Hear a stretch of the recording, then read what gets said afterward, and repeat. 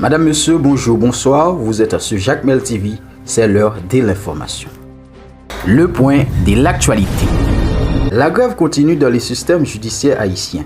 En réaction, des avocats du barreau de Port-au-Prince ont réalisé un mouvement de protestation hier jeudi pour demander la reprise des activités dans les tribunaux. Le président de l'association professionnelle des magistrats et le président de l'association nationale des greffiers haïtiens ont déclaré que cette grève poursuit dans l'attente de trouver une réponse auprès des dirigeants. Maître Martel Jean-Claude et Martin Aîné croient la grève hier encore dans le système judiciaire haïtien à cause des promesses non tenues par les autorités. La grève continue jusqu'à ce qu'ils trouvent une satisfaction à leur demande. L'Association nationale des greffiers haïtiens qui pas compté prendre dans intimidation, également demander avec tout greffier pour plus cohérent, pour plus soudé dans le mode de grève ça et grève ça nous-mêmes la privée jusqu'à ce que l'autorité choisisse répondre avec toute revendication nous gagnons qui nous supporter à 100% le mode de grève ça et nous croyons qu'il y va de la responsabilité du gouvernement pour être capable d'intéresser les revendications prévues pour capable de mettre fin à la grève qui pénalisé. Le point de l'actualité. Un membre du gang Canaran a été interpellé par la police nationale d'Haïti ce mercredi 29 mars 2023.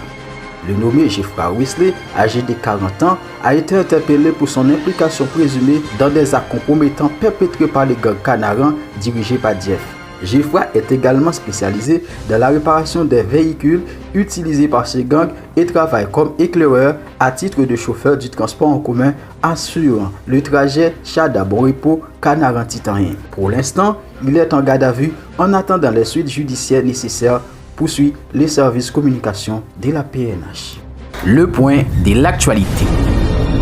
Après la pagaille semée par des bandits dans la localité des Palmes à Viry-Mitchell hier jeudi, la police nationale d'Haïti informe dans une note avoir pris le contrôle de la zone. L'équipe d'engins lourds de la PNH était à pied d'œuvre pour mettre de côté les barricades qui ont été érigées par des bandits pour empêcher l'intervention des forces de l'ordre, poursuit dans la note. Dans le hôtel de la zone métropolitaine de Port-au-Prince, plus précisément à Calbas, une localité non loin de Fort-Jacques, des bandits armés ont sémé la panique ce jeudi 30 mars. Plusieurs maisons ont été incendiées. Certains habitants de cette zone ont passé toute la nuit à la Belle Étoile. A noter, une tentative de kidnapping a été déjouée un peu plus tôt dans la journée, rapportent des témoins.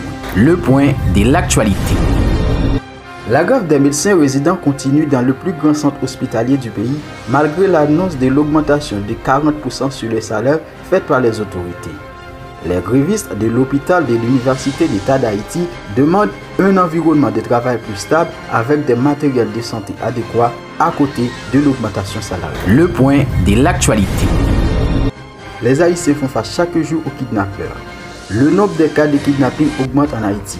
Environ 5 personnes ont été enlevées hier dans la zone métropolitaine de Port-au-Prince, dont le docteur Joël Nazon. Le point de l'actualité. Ici, Madame, Monsieur, s'achève notre point d'actualité sur Jacmel TV. Merci d'avoir suivi cette édition. À bientôt.